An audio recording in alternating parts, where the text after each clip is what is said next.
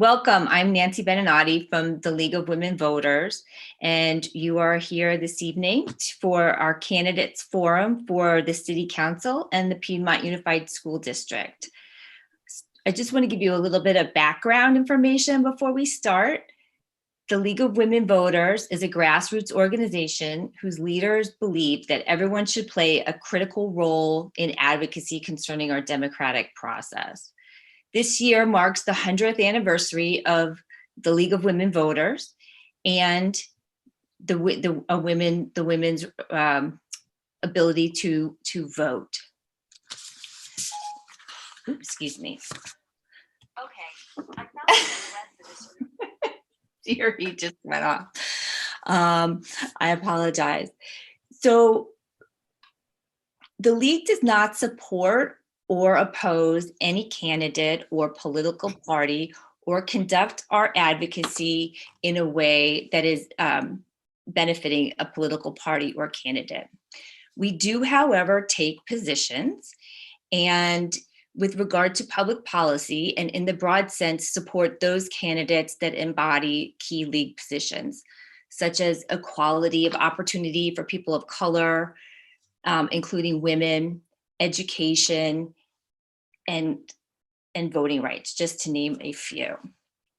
So although we are nonpartisan, we strongly encourage informed and active participation in our community and government, which is the reason that we are here today.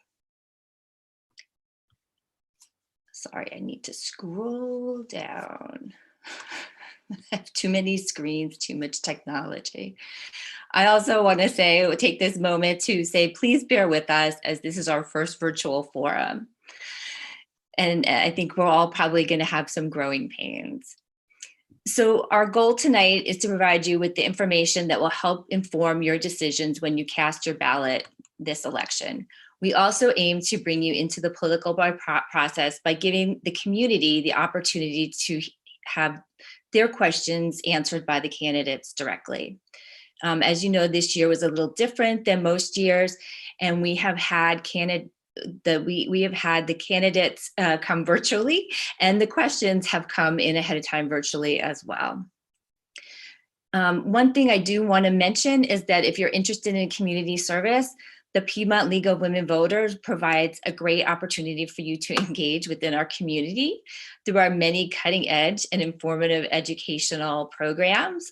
We recently had a program with very high profile guests in the area of public health and the coronavirus, food inequity, and new models for social justice, especially in the wake of the George Floyd killing. If you're interested in membership, you can go to our website at lwvpiedmont.org. And then as part of our voter services forum tonight, there'll be two separate question and answer segments. We'll be starting first with the City Council and then later the Piedmont Unified School District candidates. For both of these segments, each candidate will have 2 minutes to give an opening statement, followed by a question and answer session with the audience. During that session, each candidate will have 1 minute to answer the question. And then at the end, each candidate will be permitted 1 minute for a closing statement. Scrolling down. Our timekeeper tonight is our wonderful president, Laurel Plimier. There will be a timer as you see on the screen, and we ask that the candidates please wrap up their comments or their statements when that timer hits 0.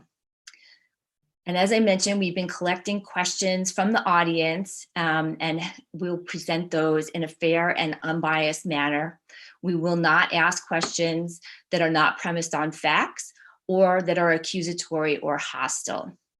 We've also gone through many of the questions and grouped those that were similar to avoid repetition.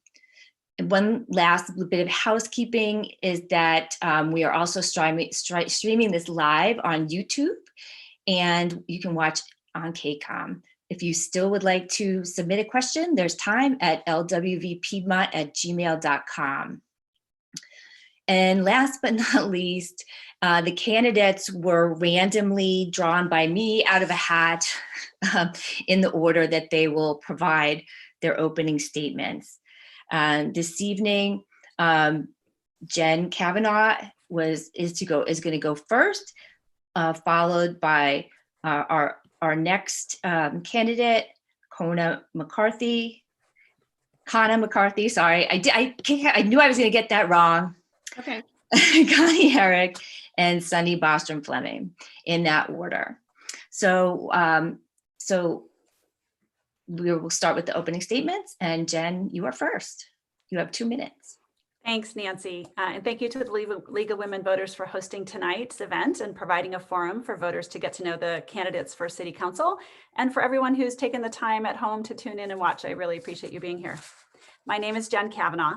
I have a passion for public service, and it's been my privilege to serve on the Piedmont City Council these past 4 years.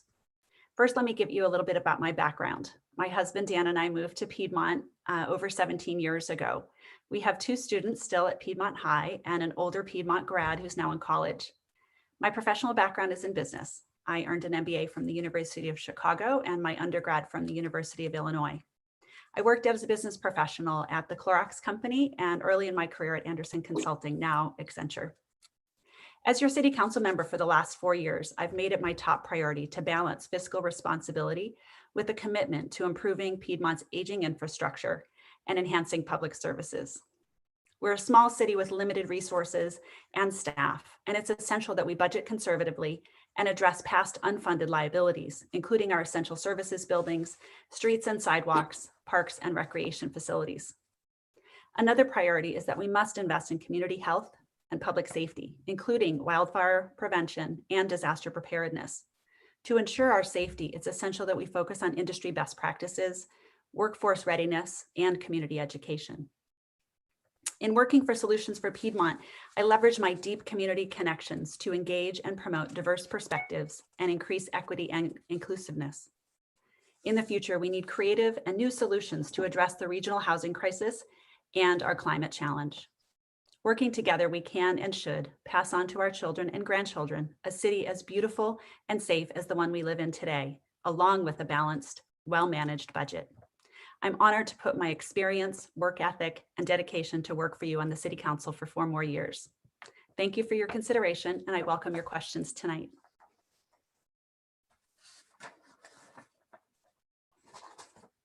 You ready for me to go next? Nancy, Okay. you are on mute. You're on mute. Things Okay. you just don't want to hear in the middle of a forum. Are you ready for me? Are you ready? Yes, for Connor, please. Okay, thank you. Good evening. My name is Connor McCarthy, and I hope everyone watching tonight and is with people they love, and you're all healthy and safe. I was raised in San Francisco in a family committed to public service. My father spent 30 years as an elected leader in California. I was taught at a very early age, the purpose of government is to improve the lives of others. My husband and I met at Santa Clara University Law School. After we married, Peter practiced law in San Francisco, and I began work on a statewide voter registration project focused on developing leadership and increasing voter participation in Black and Latino communities. I learned valuable lessons in organizing, engaging community, and how to use collective action to affect change. Soon we settled in Piedmont, and Piedmont has been very good to my family. My 3 kids are PHS grads, and each of my children has worked in service to others. After college, my oldest son joined the United States Navy. My middle son has served with Peace Corps in Ukraine, and my daughter chose service through Teach for America. Naturally, my service followed the trajectory of my children's interests. I have 25 years volunteering to benefit both city and school projects, parent boards, booster boards, wellness center steering committee, budget advisory committee, parcel tax campaigns. In 2008, Mayor Abe Friedman appointed me to the Municipal Tax Review Committee. I served on the Piedmont Recreation Facilities Organization Board. I spent 6 years on the Piedmont Educational Foundation and 6 years on the Piedmont Sports Hall of Fame. Most importantly, I co-chaired the 2006 Seismic Safety Campaign. We secured a $56 million general obligation bond to upgrade Piedmont schools, the jewels of our community. In 2017, I was appointed to the Recreation Commission. I am now vice chair. In 2019, I chaired the Capital Improvement Projects Committee. I am honored to publish the names of over 500 endorsers who have volunteered with me, shared my values, appreciate my experience, and support my effort to join our City Council. Thank you so much. Sunny? would you please give your opening statement?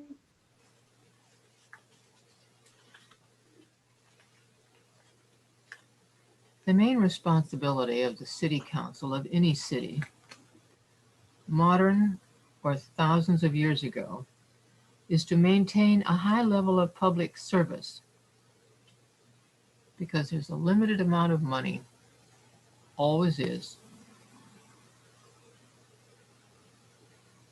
Everything is secondary to this. We tell our children, and this is part of the reason we live in Piedmont, because our grandparents and parents told us this, that there is a difference between necessities and luxuries. And the timing of things is vital. You can have a great idea or a great improvement, but it's at the wrong time. You can end up hating the project if it's premature. I would encourage people to think very deeply about any expenditure that we consider from all angles. What I've done for Piedmont so far would be this. I bought a house on Moraga Avenue and it started to slide down the hill 2 days before the close of escrow. So I went and tried to prevent the soccer field from being put there because the soil engineer said it cannot hold. There will be a landslide, and just before the final vote, there was a landslide. I promoted cameras and license plate readers when no one else was doing it. And just last week, they caught 10 people in stolen vehicles coming into our city. I'd like you to consider, based on what I have done, whether you would give me a chance to represent you at this time. Thank you very much. Thank you very much. And next we have Connie Herrick. Good evening, I'm Connie Herrick. I've been part of our town for 51 years. My husband's name is Mark. Our son Matt graduated from Piedmont High in 2009 and played on the water polo team. I'm a Highlander too. I went to PMS and graduated Piedmont High in 1975. I attended the University of San Francisco and earned my MBA in corporate finance and statistics. I've had a 40-year career in both the private and nonprofit sectors. I've worked for large corporations like Bank of America and American President Lines. I've held positions at the executive director and vice president levels, and I've worked with budgets as large as our cities. I left corporate America, went back to school, earned my MS in traditional Chinese medicine, became a licensed acupuncturist, and I've been in private practice for over 12 years. And for 25 years, I've volunteered at the Charlotte Maxwell Clinic in Oakland. We provide integrative cancer care to low-income, underserved women with all types of cancer. Here are my top 5 priority areas. Number 1, city infrastructure. We need a new pool, Coaches and Linda Beach fields, and the police, fire, recreation, and veterans buildings all need upgrades. So I am supporting measures UU and TT. Number 2, public safety and emergency preparedness. Crime is up and emergencies now include pandemics. So we need more education on preventing crime and preparing for disasters. Number 3, a greener, sustainable Piedmont. I support the REACH codes and our climate action plan and will look for every opportunity to reduce our city's carbon footprint. Number 4, I strongly support diversity and inclusion in every aspect of our city and in all decisions we make, and I will advocate strongly for creating affordable housing. Last, and number 5, I will maximize every property tax dollar we spend. We need to practice prudent fiscal management, but we also need to be forward thinking in how we spend our tax dollars. Thank you for listening. Thank you very much. And I want to thank you all for being very respectful of the time. I'm going to then now start with the questions. The person who went second will now start, and then I will just continue in that sequence.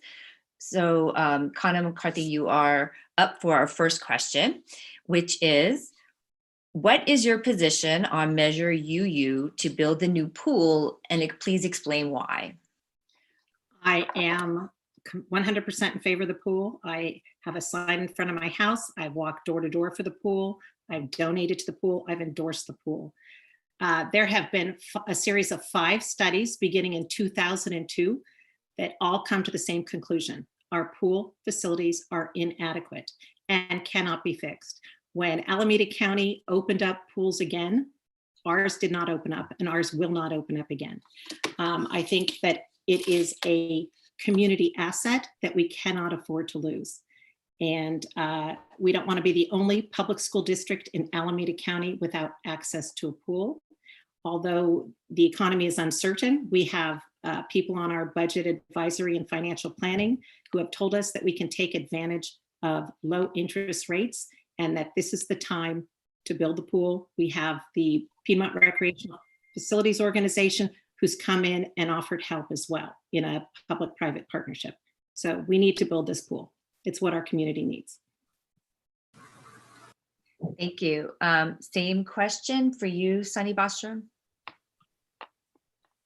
I'm a water-loving person. I do archaeological diving, water skiing, sailing, water polo, marathon swimming, kayaking, rowing, and anything that you can think of that has to do with water, paragliding, everything. But I think the pool is a bad idea because it's too much money. We're not sure how much it's going to be. It went from 15 to 20 million in about 4 days. Being told that we're the only city that doesn't have a swimming pool, we should take some pride in the fact that nevertheless, everybody here knows how to swim, unlike some of the other cities. We're surrounded by pools that we can use. We're going to have to use another pool anyway while they're building this.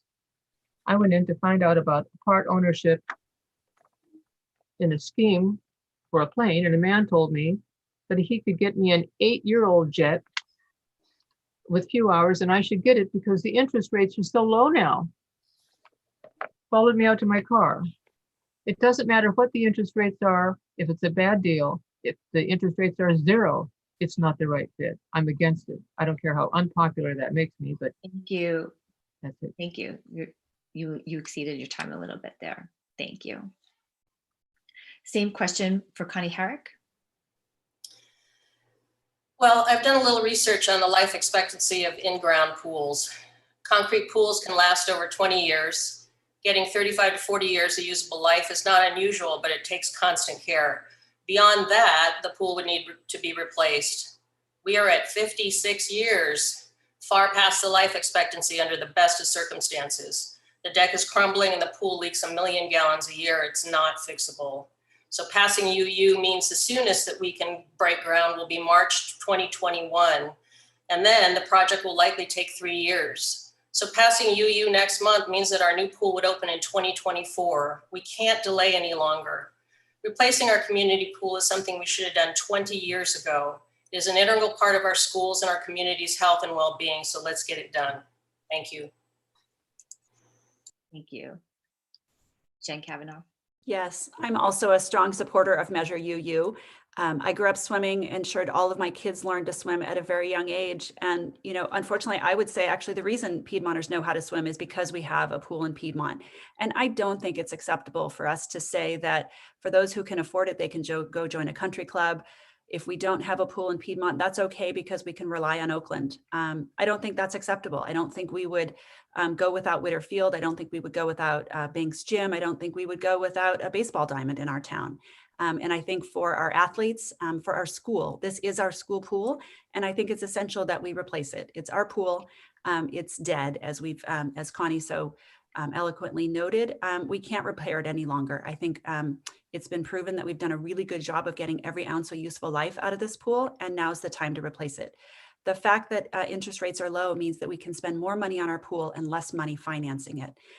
Pool costs for construction are only going to go up from here, so now's the time to do it, and now we can afford to do it. So I urge you to support Measure UU.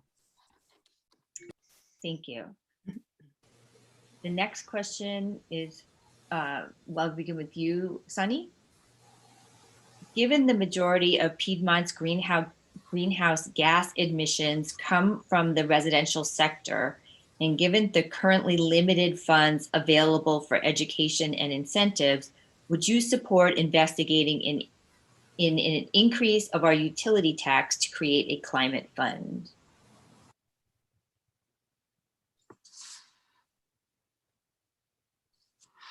I think at this time, when we've been talking about swimming pools, it's worth remembering that this is going to be an enormous drain on us energy-wise.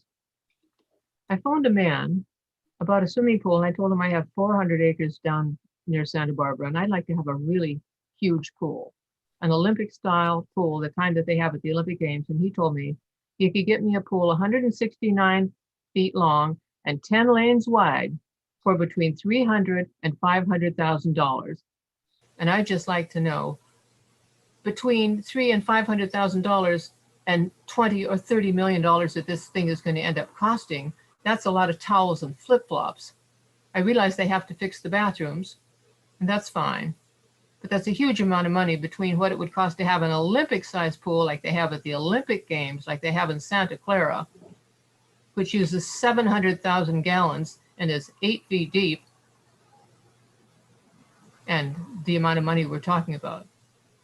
So the pool itself is a huge drain that's going to skew all our other figures about the power. Thank you.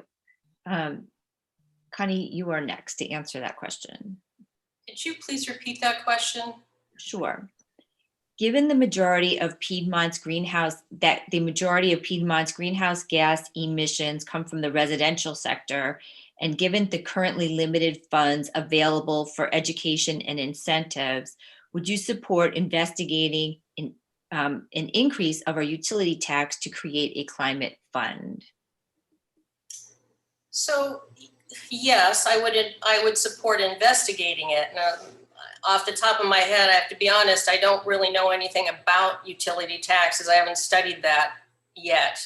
So investigating it, yes. But meanwhile, there's a lot of things that we can do as residents to meet the objectives of our climate action plan. Our house is participating in the Piedmont Climate Challenge. You can just do a few action steps and you reduced our carbon footprint. So easy things: reduce your food waste, eat less meat, shop local, recycle, turn off lights, use less heat and water. I also support the REACH codes. Those are reasonable and relatively painless for us to implement. Our gas and heater and cooktop will be needing replacement soon. So even though we won't be required to, both will be replaced with electric. So I think there's other steps that we can take while we're investigating something like that. I'm hesitant to ask for a utility tax when I'm already asking for Measure UU and TT, but I would like to look into it. Thank you. Thank you. Jen. Yes, thank you so much. So climate change is one of the biggest threats to our health and environment, in our state and in our city. Evidence of its effects can be felt in countless ways, including the air we breathe due to the extreme wildfires that we're having right now and the recurring droughts. Piedmont has made a commitment to do our part to reduce greenhouse gas emissions. 70% of our emissions, as you mentioned, come from cities, according to our climate action plan. And as you said, Piedmont is exclusively residential, so we need to work together to do our part in our homes and in our transportation choices. In 2015, the three largest source of greenhouse gas emissions in Piedmont were building electricity use, natural gas use for space and water heating, and petroleum-fueled personal vehicle use. We will have the greatest impact if we reduce our consumption, shift to 100% renewable energy sources, walk, bike, and take public transportation, or drive an electric car. I don't think our city staff did look at that particular utility tax. It didn't raise that much in terms of revenue. And I think actually we can do a lot if we work together and do our part as residents, as opposed to putting in incentives in place. Thank you. I think I'm next. Yeah, I think that, we can have a conversation about a utility tax. I would say it's not the right time. There are the REACH proposal that is being discussed and has been discussed over the past few months offers a lot of opportunities to reduce our greenhouse gas emissions. Piedmonters already pay a premium. I think it's $6 a month for East Bay Community Energy for 100% renewable energy on our electrical appliances. So I don't see the necessity right now, although I am open to the conversation about it. I think that if we follow our REACH proposal and we continue to do what we can to lower greenhouse gas emissions consciously and with a plan. I also am building an ADU, and before it's required, I'm going to have it all electric. I'm very conscious of what my energy output is and that of my family, and I'm working on it. So I think that we can pause on this one since we're taxing in other areas at the moment. Great, thank you. So our next question is for Connie. What do you see as Piedmont's role in regard to creating affordable housing? I am a very strong advocate for affordable housing. And it falls under the umbrella of making Piedmont more welcoming to people of all colors and all walks of life. I think that we are going to have to get creative in figuring out how to do it. We already know that we can build the ADUs. Is it possible to take single family homes that are large and convert them into a multifamily dwelling? If the owner, of course, wants to do that. That would preserve the exterior of the house so that residentially it would look very nice and still be able to accommodate more people. But I think we have opportunity because our bandwidth as a community, you know, we are basically horizontally challenged. We've maxed out on the lots. So what I was thinking was, is there a way for us to go up? And can we go up in areas that are more commercially oriented, like on Grand Avenue or in the center of town? That would preserve the residential flavor of the rest of our city, but still be able to put, you know, some units that are going upwards. So I think with all of the talent that we have in town, I mean, we have a fleet of architects in this town and people who have incredible knowledge as to how to do innovative building designs. I think if we can get some people together like that, we'd be able to create some good opportunities for affordable housing ideas. Thank you.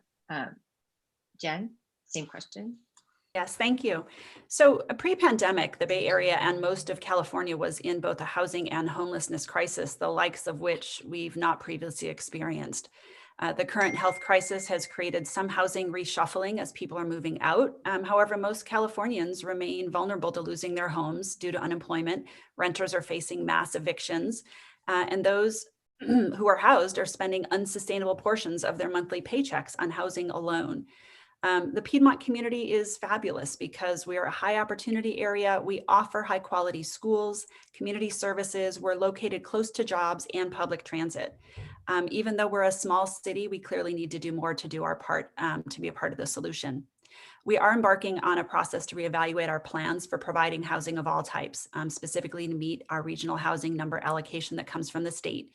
This process is going to look at lot size minimums, ADU guidelines, multifamily housing zoning, and many other aspects of our housing element to identify options for new housing. We already have many examples of alternate housing in Piedmont. I'm sure there's a lot we can do to continue to make Piedmont the special place that it is while making room for others. It's no small order, but I know we're up to the task. Great, thank you. Kana. Hi, okay, so as a nearly built out city, we are challenged to meet state mandates to develop affordable housing. And there's about 4 different levels of what's required for affordable housing. The Association of Bay Area Governments decides how many units of housing affordable at these various income levels each city must accommodate.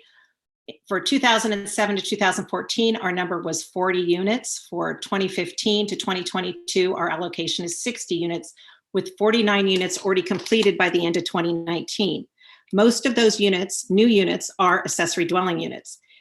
It's predicted in the next period, our ask to Piedmont could be 180 to 600 units. We're not going to get there with ADUs.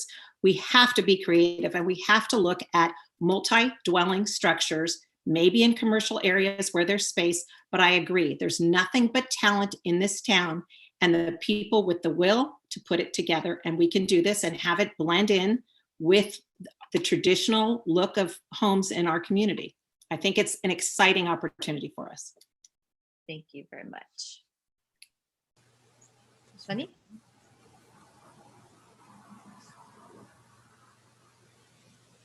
I think this is one of the most crucial things that will have to be delicately decided.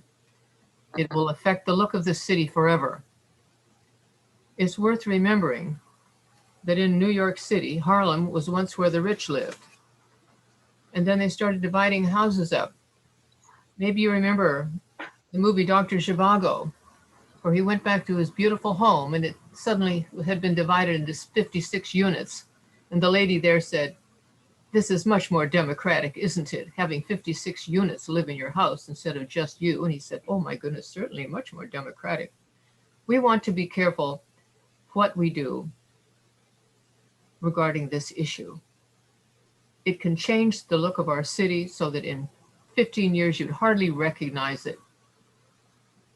That's all I have to say at the moment. Thank you very much. We're back to Jen for our next question. What are your thoughts on the role of the city council with regard to policing, and where do you see a need, if any, for change, reform, or improvement in the policing area? Jen, you're on mute. There we go. Yes, thank you so much for that question. You know, with the crisis that we've seen going on regionally and nationally, this is really an important time for all of us to take a deep breath and think about where we are as a city and as a country, and what is the role of policing. Is it just to protect white people, or does it really serve everyone in our community, residents, homeowners, visitors alike? And I think it's the latter. And so it's something we have to take a deep look at. Our police chief is right now leading a strategic planning process in his department. I know there's some efforts underway. We had a process with a school resource officer last year thinking about how we meet the needs of youth, and that's something we're going to continue to take another look at. There's been a lot of feedback. I participated in some focus groups with a really diverse group of residents that gave really brutal, honest feedback to our police department about where they're doing a great job and where perhaps people of color in particular are not having their needs met. And so I think that's our biggest opportunity area. And I think we have to get input from the public to really get a sense of how we can do better. And I know our police chief is the right person to lead that charge. Thank you. Sunny, you are next. I believe the time has come, and I propose this at a city council meeting, to buy our police department 5 used armored cars for their protection, because we're living in a time now when certain individuals walk right up to a policeman or woman sitting in their car and shoot them right in the head. Last year, a young woman with 12 years experience and 3 children waiting for her at home was shot in the head right through the windscreen. We have to protect our police. Haiti has one of the worst life expectancies of any country in the world. 57 years is the life expectancy for a man living in Haiti. And the national life expectancy for all policemen is 57 years. Their life is full of stress. I'd also suggest that we get electric cars instead of gasoline for our police vehicles. We only have 5. Time is up for that. Thank you. Connie. Oh no, I took it out of order. I apologize. It should have been Kona and after Jen. I apologize. Do you want me to go now? Kona, please. Yes. Okay. So the question is about Piedmont police. So we live in a small town. I think that most of us know by sight who our police officers are. They mingle in the community. We know Police Chief Bowers. I think our police we want them highly trained, we want them visible, and we want them to respect the civil rights of every person in our community. I think we're there. I know that even discussing the COVID response, there's been a lot of conversations about why aren't our police issuing citations to people who are failing to meet health codes, wearing masks, not social distancing. And Chief Bowers explained that if a police officer issues a citation, it is a criminal misdemeanor. They don't want to use that as a tool. They want to go an administrative route and have citations issued through administrators. So I think they're doing a great job. I think they're using restraint. I think that they are on top of what's happening outside of Piedmont, and that we are all benefiting from it. Thank you. And same question, Connie. So if I understand the question, I thought it was more about the council relationship with our police department. So in answering it from that viewpoint, I would view my job as a council person to bring the voice of all of the residents that I come in contact with and what their issues are with policing, in order to communicate that to Chief Bowers, and aid in creating policies around that. I know that our city administrator and our police chief are both right now going through looking at opportunities in the training and the policies and the procedures of the police department as far as, dealing with systemic racism. And I actually was on the focus group, one of the focus groups for the strategic plan that Council Member Kavanaugh mentioned. And that was an extremely interesting evening because it turned into a very, very difficult and deep discussion about race and some of the events that are happening in our town around that. So I think there's lots of opportunities. I agree with Kana. Our police department is phenomenal and very, very much community service oriented versus punitively oriented. Well, thank you very much. It's hard to believe, but we're at the time for our closing statements already. Time flies when you're having fun. Connie, since you went last for the opening statements, you get to go first for the closing statements. You have 1 minute to let the city of Piedmont know why they should vote for you for the city council. Okay. Well, the decision to run came from my heart, not my head.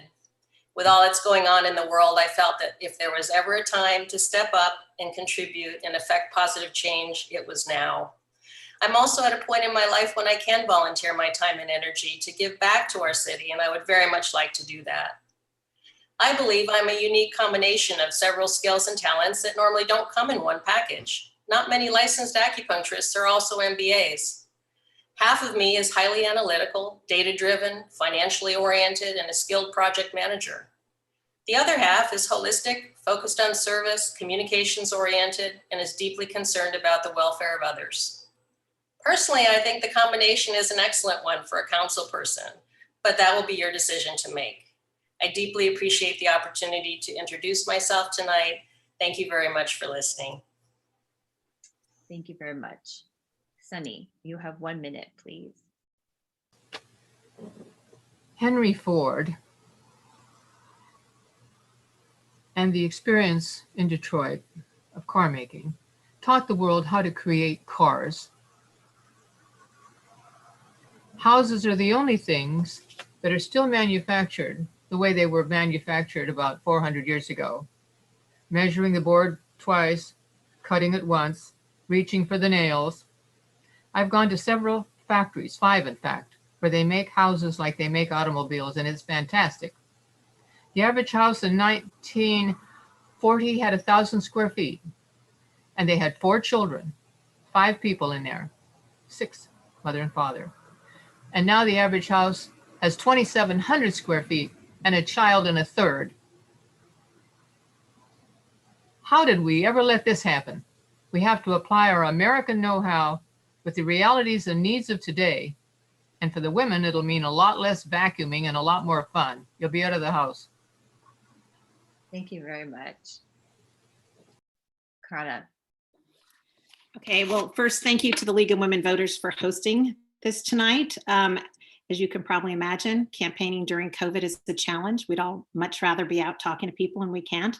And I want to thank all of the candidates in our room and who will be coming after us who seek the challenge of leadership. While serving on the Recreation Commission and on the Civic Improvement Projects Review Committee, I studied the infrastructure needs of our town. I attended presentations. I joined community conversations. I understand that years of deferred maintenance and coping with outdated facilities is untenable in light of the changing needs of our residents. It is time for important community conversations challenging us to define our vision of Piedmont for present and future generations. After 25 years of volunteer service, I understand Piedmont's values, needs, and the expectations of its residents. I am committed to public safety, fiscal responsibility, long-term planning, equity and inclusion, sustainability, and energy conservation. I will empower inclusive citizen participation. I will empower inclusive citizens participating in decision-making. And I respectfully ask for your vote. Thank you very much. And Jen. Thank you. Piedmonters, thank you for making the time to be with us this evening, and for my colleagues here on the panel, I appreciate your time. Your engagement continues to confirm my belief that this community and its citizens are genuinely special. As I conclude, I wanted to take this minute to talk about the importance of this election and many other elections on which your vote will decide. Looking back to 2016, our city council consisted of 4 men and 1 woman. One of the reasons I decided to run was because my daughter Shelby and your daughters deserve role models of women seeking and serving in leadership positions in every level of government. In December 2020, as you can see here, I'm proud to note that we will have 4 women serving on our city council for the first time in our city's history. When it comes to historical representation, we have even greater disparities when it comes to race. Our committees and commissions are the pipeline for city leadership. We'll have annual openings in March, and I hope you'll contact me if you'd like to just explore how you can step up and serve our community. As I said, I have a passion for public service, and serving you on the Piedmont City Council has been one of the highlights of my professional career. Thank you so much. Thank you, Jen. I gave you a thumbs up because you took the words out of my mouth. As I was sitting here, I wanted to thank you all for joining us this evening. And I wanted to say, you know, especially during the 100th anniversary of suffrage and the League of Women Voters, it is so nice to see 4 strong, wonderful women running for our city council. So I am applauding you, and thank you very much for participating in this evening's event. We wish you all luck. Thank you. Thank you. Thank you. Thank you. Piedmonters have a choice. You get to choose a woman. Yes. And we're going to take about a 30-second break to switch to the Piedmont Unified School District Board. Thank you again to our candidates. They will be logging off, and our school board candidates will be logging in.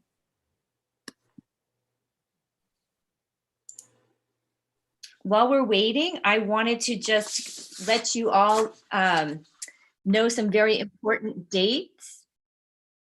Everyone will be getting a vote by mail ballot this year. You can mail it, no postage necessary, but please make sure you do so by November 3rd. Even better, if you can take your ballot to an Alameda County drop box, it will be counted and must be in that mailbox by 8 p.m. on election day, November 3rd. There are 66 ballot drop boxes in the county, and the closest one to us is on Highland Way and Mountain Avenue. We are encouraging everyone to get their ballot in early. Alameda County has said that they will start counting ballots on October 20th.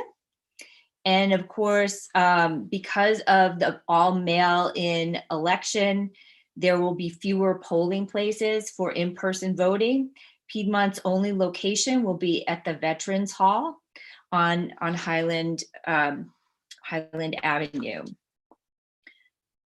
One additional piece of information I want to give you is that our wonderful president, Laurel Plimier, has put together everything you need to know. She has some of those things up here, but if you go to our website at lwvpiedmont.org, you should be able to find and link as all the information that you will need in order to cast your ballot during this election. And it looks as though we have our candidates ready for our school board part of the presentation. So I know our candidates were watching and heard the opening remarks and ground rules, and they've also have been provided those ground rules ahead of time. So I, again, randomly pick names out of a hat, and the order that we will start with the question session, and I'm sorry, with the 2-minute introductory statement will be Jason Kelly, and followed by Corey Smagel, Harry Teeton, Hillary Cooper, and Veronica Anderson Thigpen. And then you will then give your closing statement in the reverse order, and I'll go through the list as for the questions.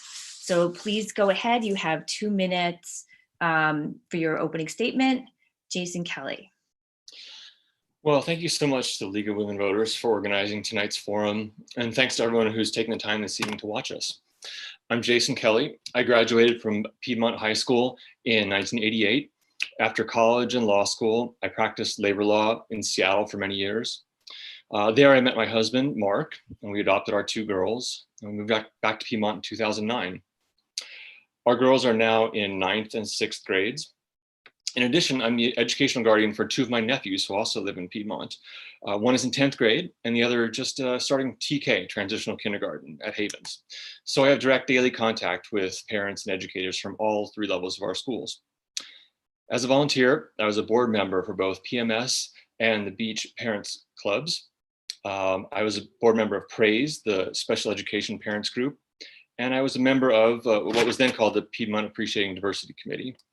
And I just finished up 4 years as producer of Beach Review, the biggest performing arts event in Piedmont, and one that raised almost $80,000 for our schools during my tenure.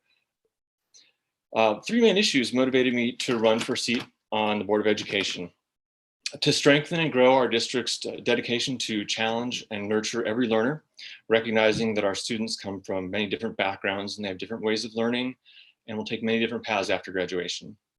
Number 2, to ensure that our schools reopen safely so we can protect students, teachers, families, and the whole Piedmont community. And then to engage thoughtfully in planning what the future of education will look like in Piedmont. What programs can we add? Which existing ones can we strengthen? And are there lessons we've learned during distance learning that we can apply going forward, knowing that colleges and workplaces will increasingly rely on remote connections? I hope our discussion tonight will be informative and that will be helpful to you as you decide how to cast your ballot. Thank you. Thank you very much.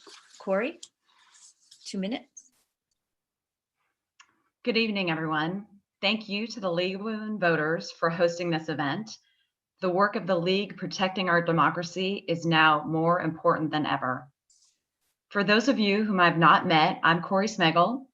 For the past 4 years, I've had the privilege of serving on the Piedmont Board of Education, and I'm currently the vice president. For the last 2 years, I've been in charge of board correspondence. My husband, Tom, who graduated from PHS in 1985, and I moved to Piedmont 16 years ago with our children. My daughter, Anna, is PHS class of 2019, and Tommy is in the midst of his senior year at PHS. In my professional background, I have an MBA from the Haas School of Business at UC Berkeley. I worked in consulting for KPMG and in telecommunications for both startups and AT&T. I got involved with the schools about 14 years ago because I wanted to make a positive difference in our community. Prior to joining the school board, I served in volunteer roles throughout the district. For example, I was the president of the Wildwood Parents Club, chair of the Giving Campaign, treasurer of the Ed Foundation, and more. I'm running for a second term because I want to continue serving the best interests of our students. I believe that experience is important, especially with all the uncertainty and change that we're dealing with at this time.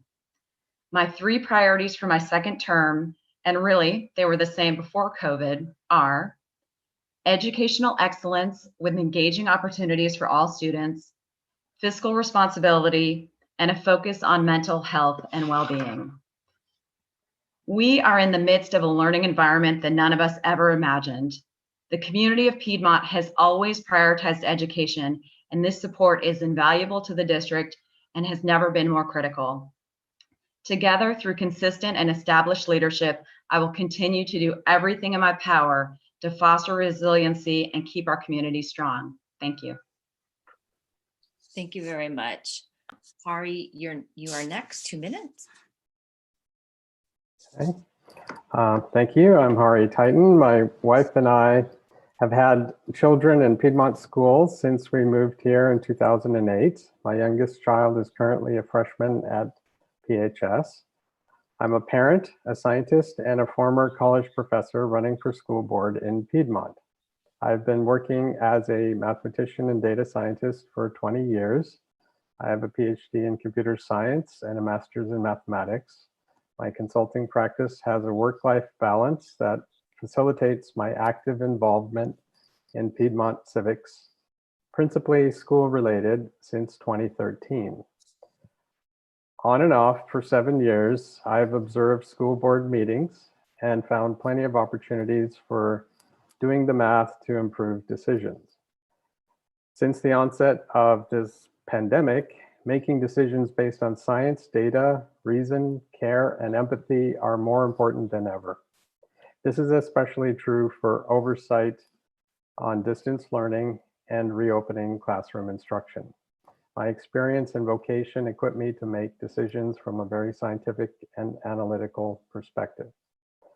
I initiated or expanded debates on the cost effectiveness of new high school theater construction over a renovation, net zero school buildings to reduce ongoing energy bills for the school district, refinancing the 2013 school bond to save $26 million, as well as a science-based risk assessment for school closures and reopening. Those analyses are available on my website, harititan.com. I also wrote articles in the Piedmont Post to increase transparency and help parents and the community participate in decision-making, armed with facts and figures on their side. Thank you. Thank you very much. Hillary Cooper. Hi, can you guys hear me? Okay, thank you so much to the League of Women Voters for having the candidate forum tonight. I'm excited to be here. And for those of you who don't know me, I'm Hillary Cooper. I was born in Oakland. I attended Cal as a history major, and I have a teaching credential from St. Mary's. My husband and I moved to Piedmont 11 years ago, and we are the proud parents of 2 recent Piedmont grads. Minnie is class of 2018 and Henry class of 2019. I'm excited to be running for school board because I would love the opportunity to serve our community. And I believe I'm qualified because I can bring some unique perspectives to the table and represent different groups of our community. As a parent of 2 recent Piedmont grads, I understand what it means to send a student through our system. I also have been an active volunteer over the last 11 years and have focused most of my time working with our school community. I've had many opportunities to work collaboratively with different groups. For instance, I was part of the PMS block schedule task force, and I served as parent club president through 2 new principal hires, both at the middle school and the high school. Additionally, I did many different tasks like organizing 7 consecutive walkthrough registrations, and I served on the PHS class of 2019 senior committee. Through all of my volunteering, I've spent a lot of time on our campuses and have great working relationships with many teachers, staff, and administrators. I also have a proven track record of raising money for our schools by co-chairing Spring Fling, the Giving Campaign twice, and then last year's Parcel Tax Campaign Measures G&H. Before kids, I was a 1st grade teacher, and more recently, I have taught at the high school as a substitute teacher. Now, as an empty nester, I serve on the board of the Cancer League, and I'm a provisional member of the Piedmont Garden Club. So being a part of all of these groups lends me the ability to understand each perspective and help us all work collaboratively to ensure an excellent educational experience for all students. Thank you. Thank you very much.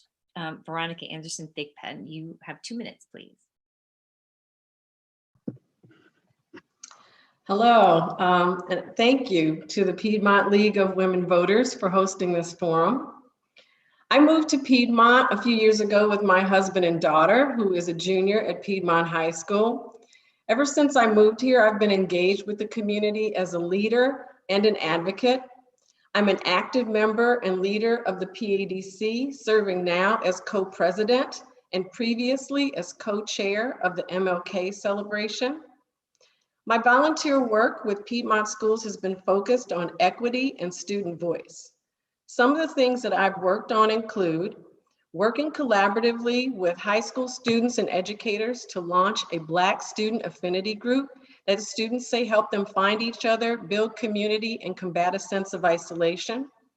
I also worked with community advocates to submit a district-wide racial equity policy that the school board approved unanimously.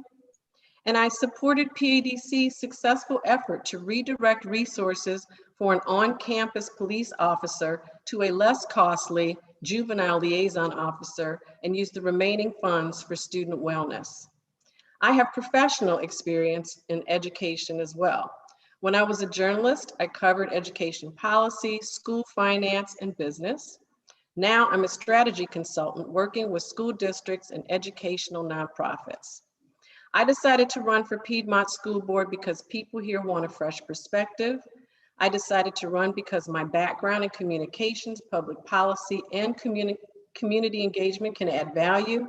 And I decided to run because I care about all of our schools and all of our students.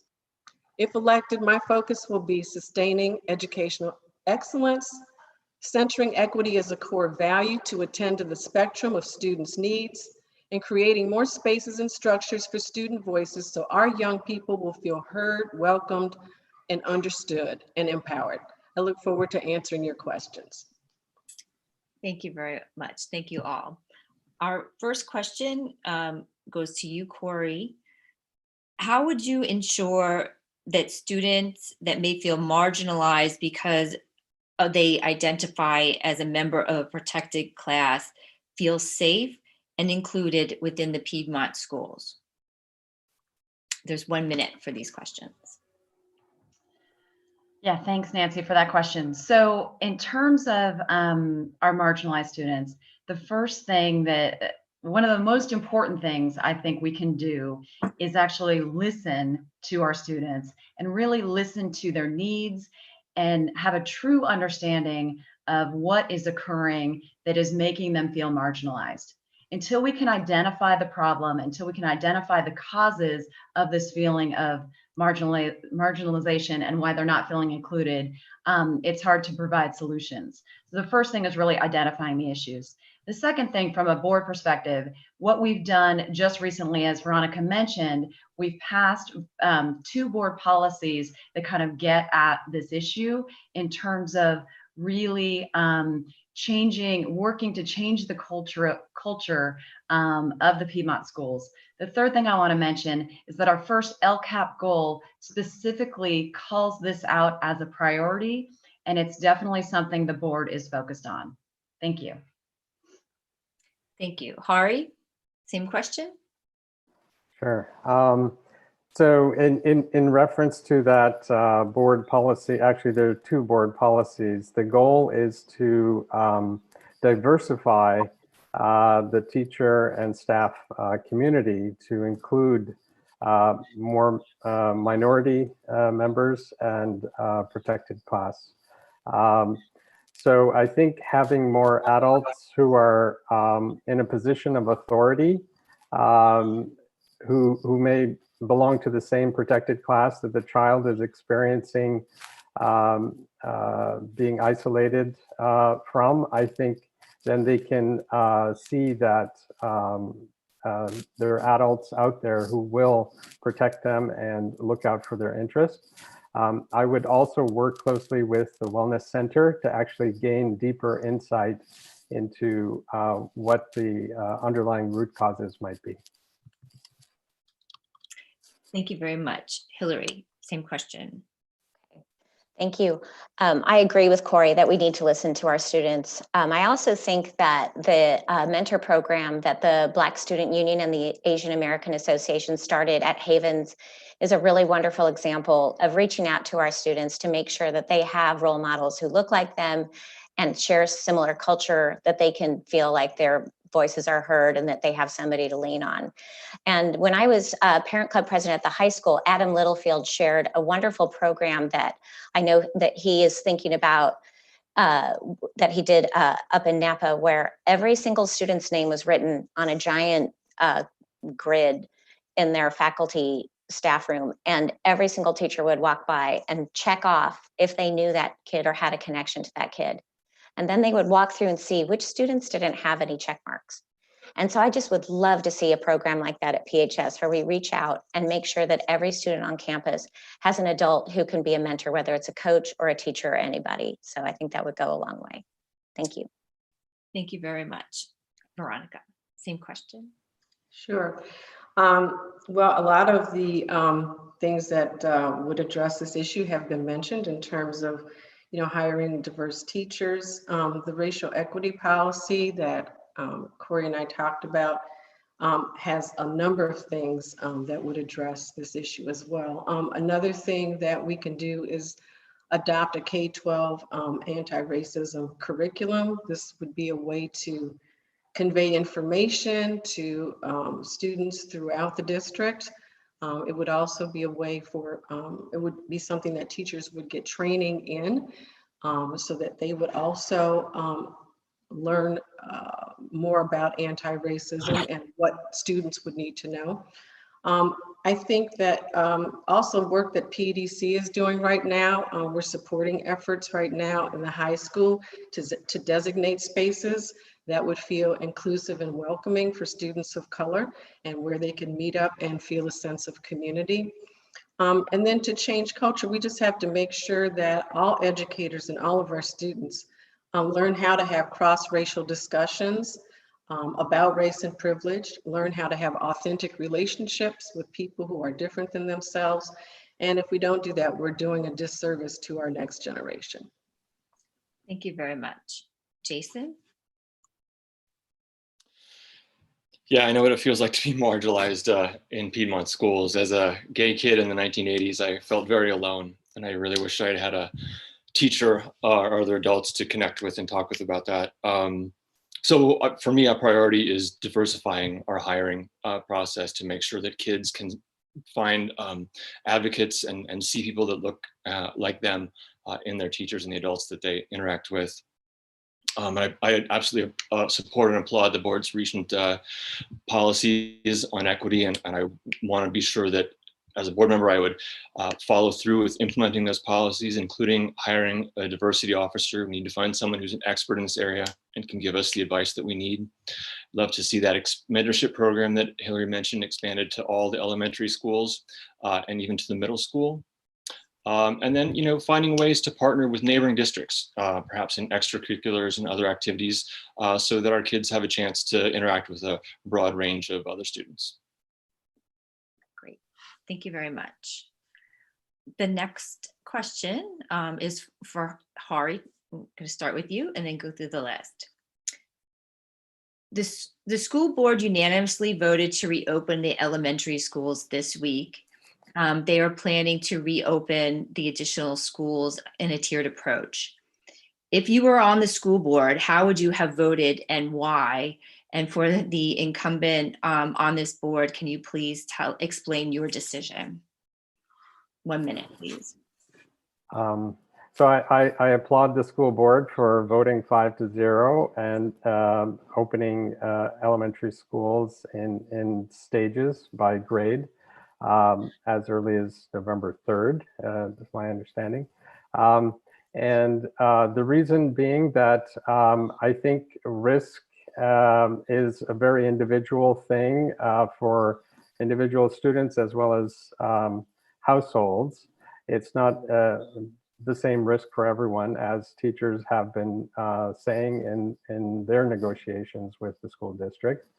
So giving parents this choice of parental choice between 100% distance learning and hybrid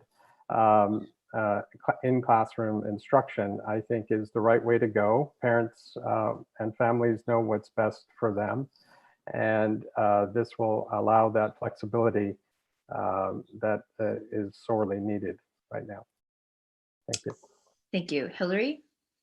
Yes, I would have voted to approve just as the 5-0 vote. I also think that our district, as far as Alameda County is concerned, is uniquely poised to be able to meet some of the guidelines set forth by the waiver application. And so I feel confident that we can open our schools safely. And I'm really excited that we'll be having our special ed kids go back first in mid to late October, and then the TK through second on November 3rd. 3 through 5 will be on November 10th, so I'm feeling very great. I'm feeling good about that. Alameda County's numbers have looked good consistently. So with waiting on Alameda County Health to decide for the secondary, I hope that the district will look at some kind of creative way to get those kids out in some kind of small group or pod or cohort where they can meet with wellness center counselors or some kind of teacher to just share feelings about how they're doing, because if they have to wait until January, it'd be nice to offer them some kind of alternative in the meantime. Thank you very much. Veronica.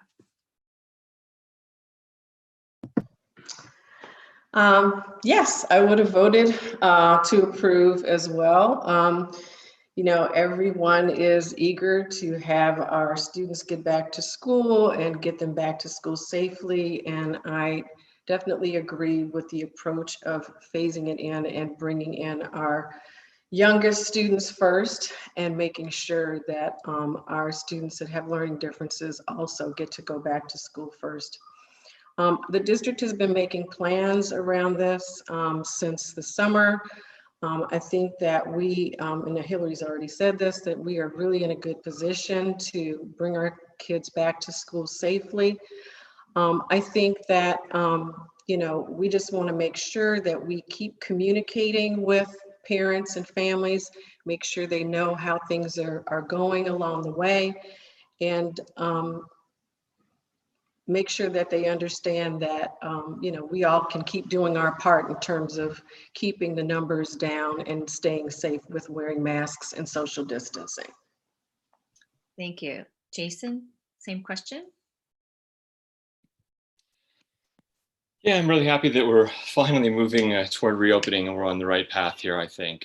I'm agree with the board's decision to vote for reopening. You know, as I've been saying a lot in this campaign, I feel like there are three groups of experts here. There are the public health experts, there are the educators who know how to teach and know what works and what doesn't with our kids, and there are parents, and they're experts as well. They know how their kids learn best, and they know what works for their families. So continuing to bring all those groups together, listening to all those groups, and finding a consensus way forward to avoid conflict is, you know, what we need to continue to do. Make sure that all these parties are heard. You know, it's not going to be perfect, but I truly believe everyone is doing their best, and I hope everyone moves forward together in a, you know, with goodwill, patience, and, you know, a real commitment to protect each other by, you know, doing what we need to do to keep ourselves and our whole community safe. Thank you. Corey? So I just want to first thank all of the other candidates for agreeing with the board's decision. I do want to say it is not a decision that the board took lightly in terms of our discussions, but as some of you've mentioned, we have been planning for the entire summer on how to bring our students back safely. So we've been in partnership with our teachers and our staff and our families, and really looking at the needs of our students. And I think the board, as many of you know, the board has met not only in our regular meetings, but in 9 or 10 special board meetings to talk about reopening. And every single meeting, the board has talked about the priority of bringing our special ed students and our youngest learners back. So when Alameda County gave the green light to do this phased reopening, we were ready. We're not opening on October 13th because there are still things that we need to accomplish. And I do recommend that people look at the PUSD website to look at the COVID school reopening plan to have more details so you can see all the preparations that we have in place for the opening. I could go on for another few hours about this. I feel 1 minute is not enough to talk about this topic. I think we'd all agree there's a lot that we could say. That is true. COVID is the topic that keeps on giving. So, the next question will be directed for you, Hillary. What are your thoughts? Sorry, wrong question. What is your position? What are your thoughts on the juvenile liaison officer in the high school? Would you plan to support or oppose the renewal of the grant that funds that position? Well, this is a complicated one. And I think it goes back to honoring and listening to the children who stood up and kind of said, this isn't something that we want on campus. So I think that what I'd like to see is a mentor position, that somebody who can be there for the kids rather than a uniformed police officer. So I would rather have this be part of a wellness center program or an outreach where this person is providing advice and guidance to our students rather than looking like some kind of a security measure that we've put on campus, where definitely the BIPOC students did not feel comfortable with that. So I think we just need to look at it from a different perspective. And I would prefer more of a mentor position with a wellness center background. Thank you. Thank you. Veronica? Well, I guess I'm going to agree, because this is what with what Hillary said, because this is exactly what the PADC was pushing for when we were working on this a couple years ago, and we got some of it. But yes, I would agree that these funds come from a pot of money that is focused on getting kids to not use tobacco products and smoke. And so this, I think, is something that we can focus on wellness. And right now, the wellness center, if kids needed to have an appointment or wanted to speak with someone, there was a pretty long wait. Recently, the wellness center, to address the needs of distance learning and COVID and kids feeling isolated, they started lunchtime drop-in appointments, but we really need the resources in the wellness center to address student wellness and mental health. Thank you. Jason, same question? Well, the previous two candidates have done a great job of answering, so there's not too much to say. Yeah, I mean, I agree with what they've said. And I think it's part of the question that was asked during the city council portion too, was, the role of policing. And it's part of this broader conversation that we're having as a society, is what's appropriate work for police to be doing, and what can be handled better by other professionals with other experiences and other skills. And so, yeah, I would agree that especially listening to the kids that feel perhaps most vulnerable when uniformed police are around, and pushing this more toward a wellness-focused position is the way that we should explore going forward. Thank you. Corey?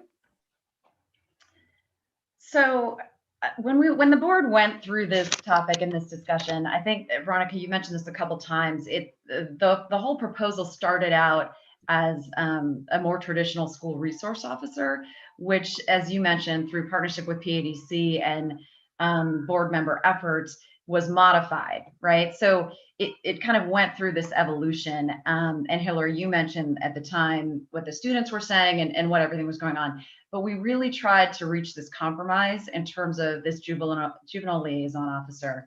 We have a strong partnership between the city and the schools in serving the needs of our students. And so anytime, I mean, like all three of you have mentioned, we need to work to expand our mental health capacity.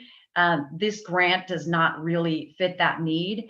And it's my understanding we won't be pursuing it again. We are going to be talking about that at a city school liaison meeting, but it's my understanding we won't be pursuing it in this way. I think I'm out of time. Thank you. And Hari? So now the kids in elementary school, at least, are coming back to campus.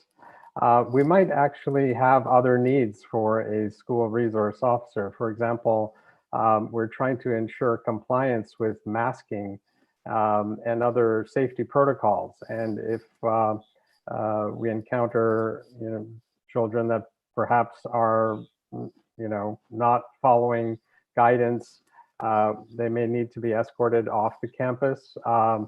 So we may find that we can use a school resource person. So I would want to see what the options are and what the needs are more carefully in this new environment that we're dealing with before making a decision. Thank you very much. And I do want to ask if you would all stick around for a couple more minutes. We started a little late, and I wanted to get one more question in and then go to the 1 minute closing statement. Is that okay with everyone? Okay, great. So this next question will be for Veronica. What do you see as the biggest challenges facing the school board in the coming years? Well, right now, the biggest challenge is we're still riding out the pandemic. And even though we're phasing back into kids going back to classrooms, that's something that we're phasing in. Different classes are going at different times. This is also hybrid learning, so we're not going back to full-time, regular school. So that's going to be a big challenge, I think, in the short term, and we just don't know how long it's going to last.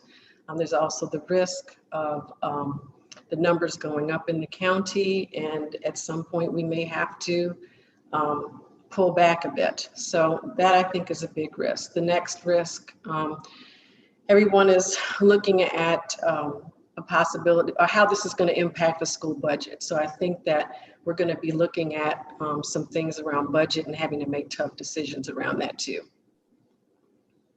Thank you very much. Jason? Yeah, the most immediate issue is obviously the reopening and making sure that's done well and safely for everyone. Well, we've talked about that a little bit. So, the other next one would be the worry about lean budgets, coming up in the next few years. Some priorities that I have are to make sure that we don't skimp on safety measures, and that we also are very careful to, even expand the wellness services that we have, and that should be at all levels of our schools. And then I also would like to see the board work on expanding the opportunities for students who are outside of the norm, on either end of that spectrum, both the special ed kids and advanced learners. They have a lot of commonalities in the services that they need, early identification, curriculum differentiation, sort of regular reevaluation. So making sure that those kids are served best is a priority as well. Thank you very much. Corey? So I think Veronica and Jason have both made some really good points, right? In the near term, getting through this pandemic and getting our students back to school safely is critical. Also, the budget. I mean, I've talked about the budget a lot in different forums and different at different times, just in terms of how California continues to underfund public education, and with the state of the California budget, how it will continue to be challenging. I think beyond that, though, one of the things connected to the pandemic, but even prior to the pandemic, something that we've touched on, but we really do need to focus on our students' social emotional needs and their mental health. We had some challenges prior to the pandemic, and this pandemic has really exacerbated that. So one of the things that's happening in the district right now is there's going to be a baseline survey of students' mental health. But I think we're going to have to continue to focus on that and expand those services going forward as well. Thank you. Hari, same question. Okay, so I agree with everything that's been said so far. I would add that I would also be trying to look at the learning loss, trying to measure it, and trying to make sure that we're fair between hybrid and 100% distance learning kids, that basically both modalities should be working as well for both cohorts, different types of cohorts. So we don't want to see one cohort or one type of learning modality falling behind compared to the other learning modality. I would also want to look at the outcome after post-graduation. I do still care about how well students are doing in terms of applying for colleges and getting into colleges of their choice. And especially since SAT and ACT exams are not being considered by a lot of colleges right now, I would want to make sure that our students have the best chance of success, the ones that are applying for four-year programs, in addition to making sure that every student is achieving their maximum potential. Thank you. Thank you very much. And Hillary. Yeah, so when I think about what the next couple of years would look like if I was elected to the school board, I think that what I would want to focus on is the ability for our board to innovate and collaborate. And when I say innovate, we have such an amazing talent pool in this community. And when we're faced with the challenges that we are, from the pandemic and opening schools safely to learning loss, to the social and emotional well-being of our children, to trying to rectify the racial inequities that have occurred, I just think that we're going to have to be open-minded and be willing to think really outside the box and what things are going to look like, from flipped classrooms to high school looking more like college, to all kinds of things. And then just collaborating with all of the groups so that we can, assure our students are still getting an excellent education, but that they're taken care of with their well-being, and that we can teach them to be resilient, and that we'll all get through this together. So thank you. Thank you all very much. And we will now start our 1-minute closing statements. It's your opportunity to let the people of Piedmont know why they should vote for you. So 1 minute, please. Veronica, you get to start first. Okay, thank you. So thanks again to the League of Women Voters for inviting me to speak this evening. I really appreciate your time and thoughtful questions. And I also wish to thank you for all the work the League does to make sure Piedmont voters are engaged and informed. I'll wrap up by sharing that if elected to the school board, my intention is to work in partnership with community constituents to sustain educational excellence, to elevate equity across the district, and to lift up and respect student voices. I recently experienced the beauty of collaboration here when I worked with educators, advocates, and youth to craft equity policies that were approved by the board a few weeks ago. I truly feel blessed and inspired to work side by side with caring and engaged members of Piedmont who are committed to creating a community of belonging. I'm passionate about education. I'm ready to do the work of ensuring a strong future and delivering excellent education in this district. So I ask that you vote for me so that we can do this work toward these goals together. Thank you. Thank you. Jason? Oh, no, I'm sorry, Hillary. I unmuted myself, I was ready to go. Sorry, you're right. Okay, thank you so much to the League of Women Voters for this chance to speak. My decision to run came after a visit to my daughter this summer in Washington, D.C., where she was doing an internship. And I came back feeling a little bit adrift and wanting to make a difference and wondering what I could do to serve my community. It was right after the passing of John Lewis, actually. I was feeling very inspired. And so just from my background and experience as a volunteer and as a teacher, I felt like running for school board was just a natural fit. And I pulled papers the next day and have been so excited ever since. Just speaking to community members and learning all about things I never thought I would learn about has been an amazing experience. And I have a sense of activism that I think is prevalent in this town, as you can see from the number of candidates here. And I would really love the opportunity to serve and to try and help our community. So I would very much appreciate your vote. Thank you so much. Thank you very much. Hari?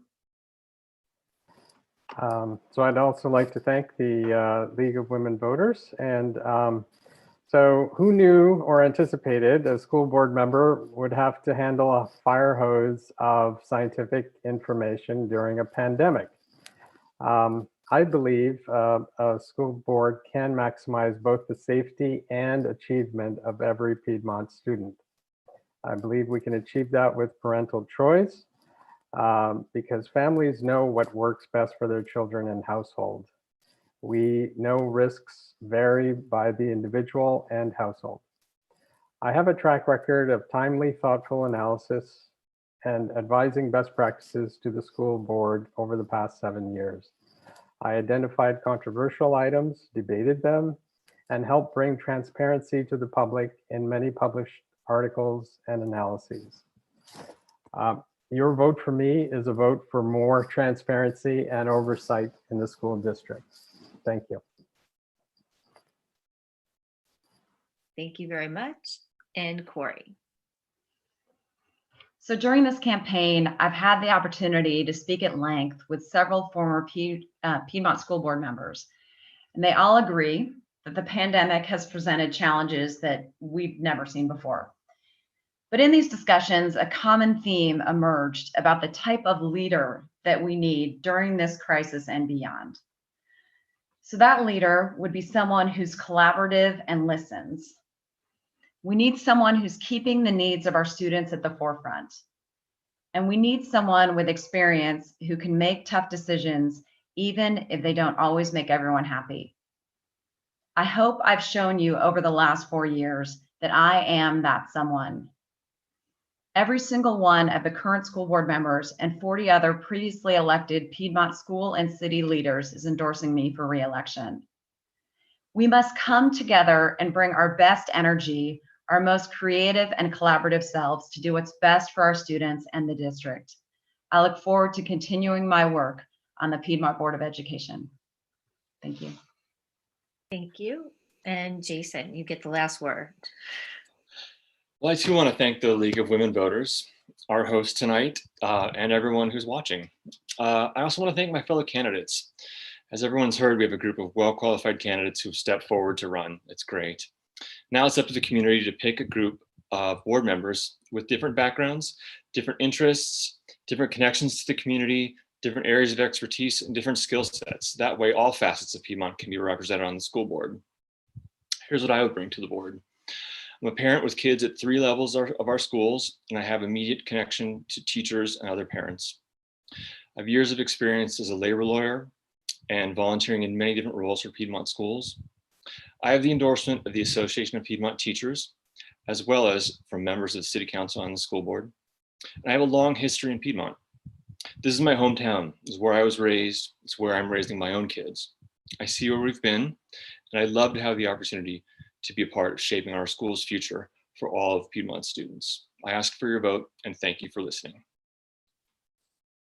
Well, thank you all very much. That concludes tonight's forum. What a great discussion. And I'm sure that you've provided a lot of good information for those voters. And we wish you all very luck. And thank you for participating this evening. Thank you so much.